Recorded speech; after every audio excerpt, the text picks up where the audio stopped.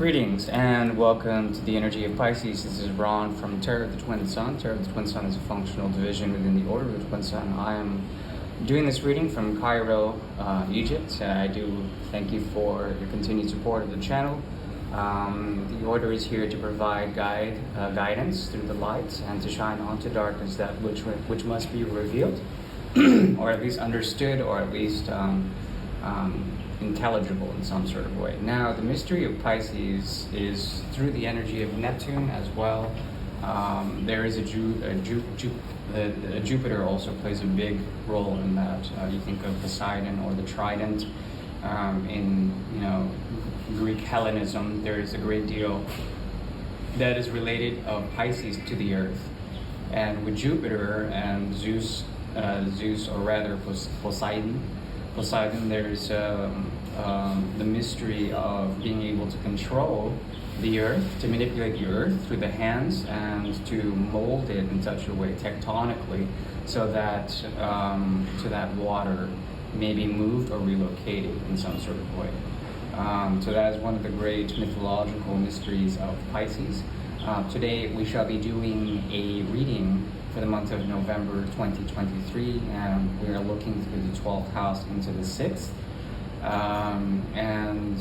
It will be a reading that is through the Great Mirror. The Great Mirror is a tool devised by the Order of the Twin Sun to see particular energies of Pisces and a significant other, vice versa. We'll go ahead and look into the mirror to see what kind of reflections are occurring in terms of energetic responsibility and karma. So please be open, use your discretion to see what information would be useful towards your path of self-realization, etc.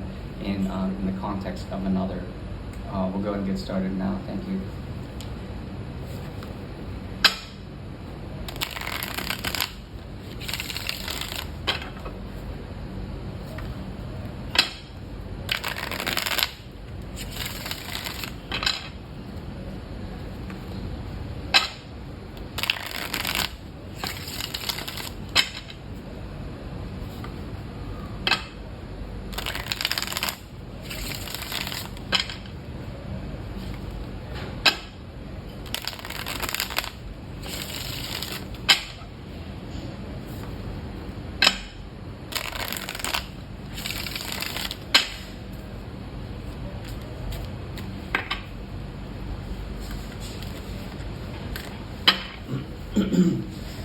The underscoring energy of this month is the 8 of Rods. This is the dispute intestine.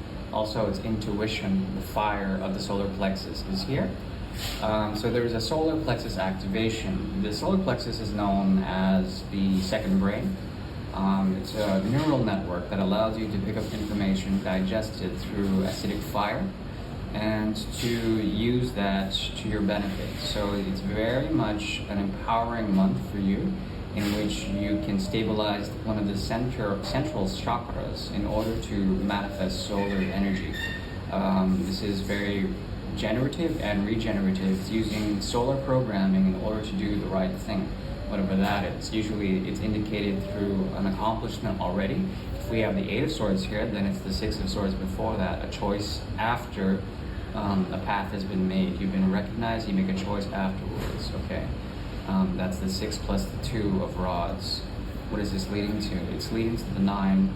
Okay, so there's a natural progression. Intuition hits you, and you go to the 9. There's an experience here that you might be open to that is defined through a time of war. What does this lead to? It leads to primarily the Ace of Rods in reverse. This is a month where you're going to use your intuition to not be fooled and to let down the fire, to not overtake information that you may seek out through romance or through creativity in order to foster a sense of empowerment. The empowerment's already there, you're not going to be greedy. This is a very non-greedy month, and it's one that involves the righteous path of Dharma, okay? That's the 1, 5, and the 9 in the house system of the zodiac. You have here on one side the 7 of Rods in reverse, we have the 10 of Cups, and we have the 9.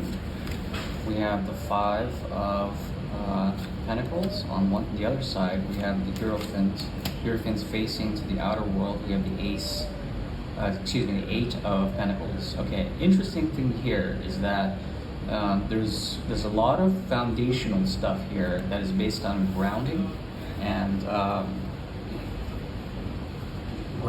a sense of promise, commitment, a sense of reality through Artha. Artha is one of the Purusharthas that is based on the triplicity of Earth. So this is Pisces' energy here. This is a significant other. Whoever the significant other is, a person, place, or thing. This is a timeless reading, but it can be used for the context of November. And it's a cycle of karma that exists within the Great Mirror. So you're dealing with someone here. This is the energy of Pisces. Now, this person sees you as someone who works with others on a different path. This different path is outside of any social mores or social norm.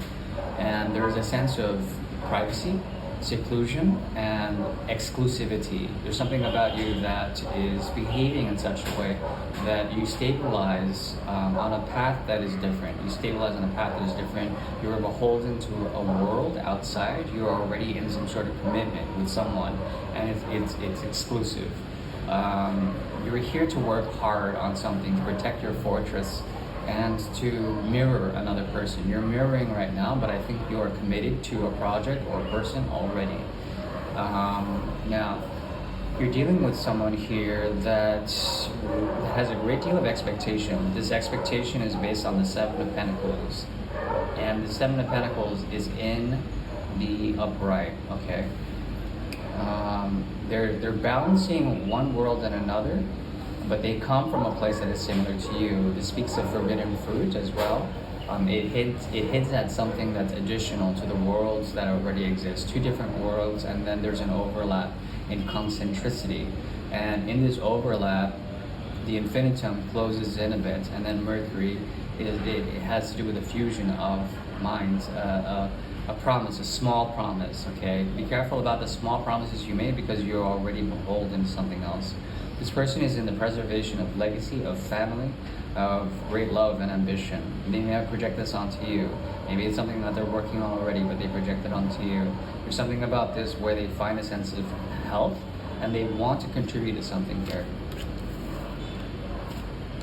Okay, this is an older connection, or at least it speaks about past energy, past life energy. And incarnationally, what occurs here is an activation of the seventh house and movement from the second to, I would say, the sixth, the second to the sixth. That's a difference of 4 houses. And it is kind of a mode of ascension when it comes to the path of triplicity of Earth. Earth is very much a big motif here. It's advised that you understand the gravitational pull of certain things to find your grounding and to find the centripetal force that always brings you back to the divine feminine, also the centering of the earth. What's going to occur here is trying to negotiate how you're called to do something and then you're called to do something else. Speaking two different words, 2 different languages, 2 different worlds. And it's very important to be in the center of that and to use the information you find through primarily the eclipse. There was a solar eclipse in the last month as well. Any new moon cycle will help you to define this as something to start or something to not. In this, you have a calling. A calling is to preserve this connection in some sort of way, to impart your own truth about the light or what you've learned through this situation. You're dealing with someone who's like your mirror. They have a similar situation to you. They're beholden to something else. They have something to do outside, but then at the same time, they're trying to find their empowerment. Both of you are going to be giving to 2 different baskets, 2 different places, and then you will understand the sort of dynamic in terms of this. If this is a past connection, there's something about the path that you've been on already that will mirror something about them and their own insight. They're going to look to you for wisdom or something like that. You have a very active agency here, and there also is something about them moving from the 1st to the 6th house. which is basically a path of devotion, a path of blind devotion to something that symbolizes your wisdom, your truth, your commitment. I think you should definitely try to maintain a promise that you kept to your world, to your reality, and maintain that the best you can.